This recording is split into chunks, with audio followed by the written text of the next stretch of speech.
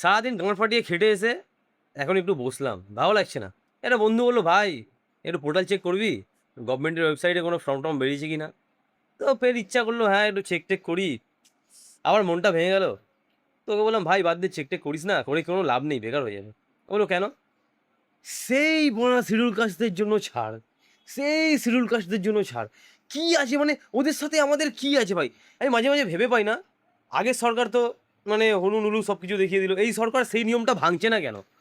আমাদের জেনারেল কাস্টদের সঙ্গে শিডিউল কাস্টদের সম্পর্কটা মানে এই যে ডিভাইডেশনটা কেন? ওরা হচ্ছে রাজা সমাজের লোক, ওরা রাজা, ওরা রাজার বেটা, আমরা গরিবের ছেলে, মানে এরকম একটা ম্যাটার আছে। বা জেনারেল কাস্টদের জন্য আলাদা আর শিডিউল কাস্টের জন্য আলাদা, যে আলাদা যে নিয়মটা রয়েছে, এর মধ্যে থেকে কী হয় আমি বুঝে পাই না। চাকরির ক্ষেত্রে ৫ বছরের ছাড় ওদের। আমরাও পড়াশোনা করছি, তারাও পড়াশোনা করছে, তারাও অ্যাজ পার লেভেল যাবে, আমরাও যাব।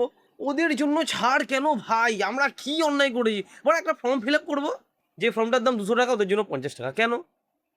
এই সরকারি চাকরি আমি আমার বন্ধু বলছি, শোন ভাই, পারলে চল দুজন মিলে ঠেলা নিয়ে বানা সিঙ্গাড়া ফিঙ্গাড়া বিক্রি করি। আগে তো দিদিমণি বলেছিল চপ বিক্রি করো, পয়সালা হয়ে যাবে। এখন চপটা চেঞ্জ করে ঝালমুড়ি নিয়ে বসবো। দাদু তো ঝালমুড়ি খেয়েছিল, বলতেও আমার ভয় লাগছে। এই চাপে যদি আমাকে থানায় নিয়ে নেয়, চলো আমাকে ক্ষমা করে দাও।